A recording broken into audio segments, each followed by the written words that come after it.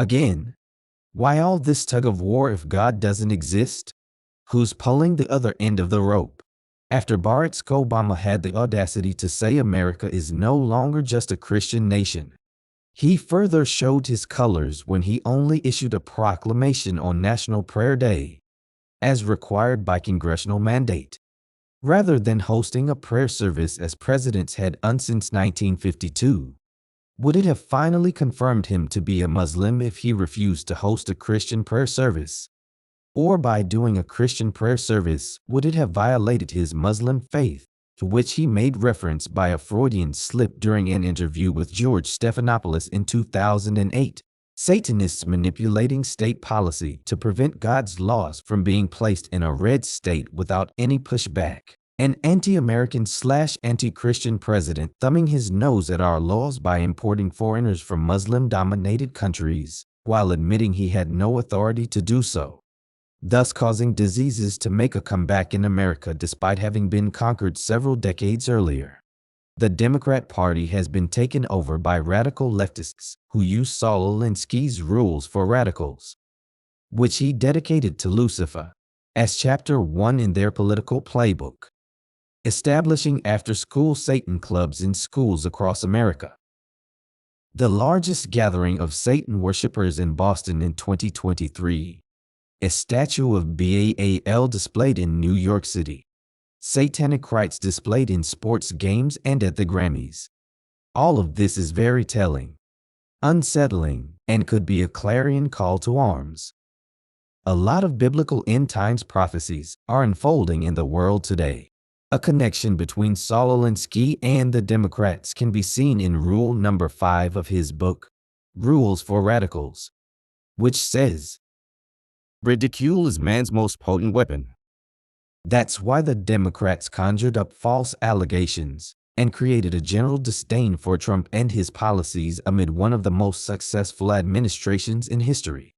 Using the broadcast media, false allegations, verbal browbeatings, ridicule, and such, they kept up the pressure on him for his entire presidency from the time he announced he was a candidate for the office until he boarded his transport to leave the White House, and the left began thinking up ways to charge him with a plethora of crimes even years after he vacated the presidency. Anything to get him out of their way and keep the Bidens out of prison.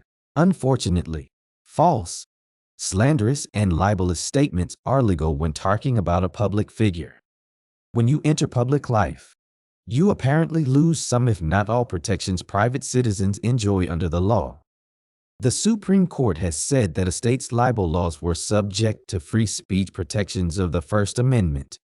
In the landmark case, New York Times v. Sullivan, the Supreme Court recognized that libel laws could have a chilling effect on debate about public issues, and established that a public official had to show actual malice to win a defamation case.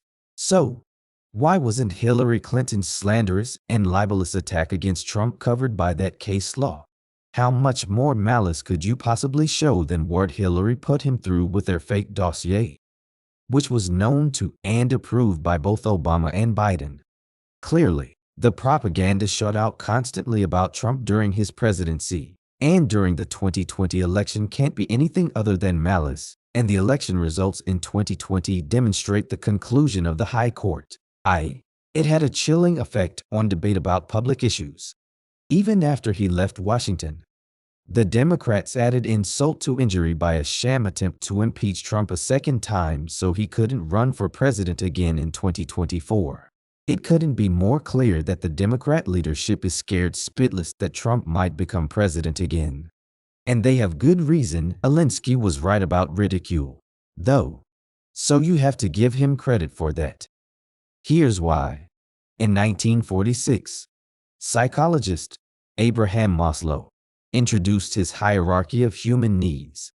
At the very bottom of this hierarchy was food, clothing, and shelter, i.e., the most basic needs of all people regardless of their gender, ethnicity, geography, traditions, or culture. After we take care of those needs, higher needs begin to manifest. Security is the next highest need. We all need to be and feel secure, so we invented tribes, spears, cooperative hunting, iron for axes, Mott and Bailey castles, stone walls, etc.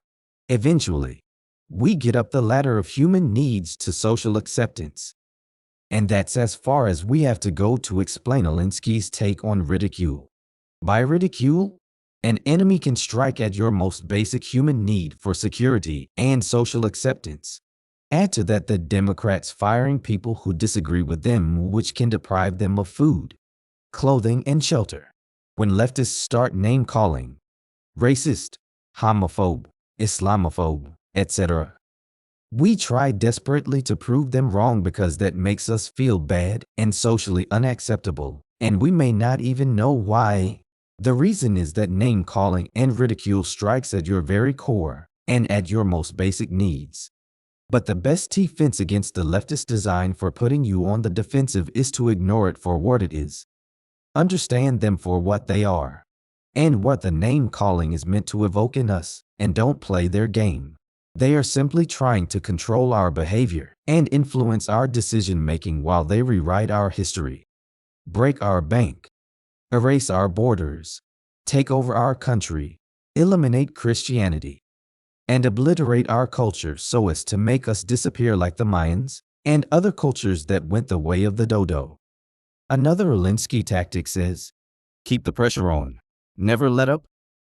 Donald Trump, for example, was under tremendous pressure from the leftists in Congress and their lapdog media for the entire time of his presidency and beyond, especially when they started indicting him to keep him so busy that he couldn't campaign, have him spending money for legal defense so he can't afford to campaign.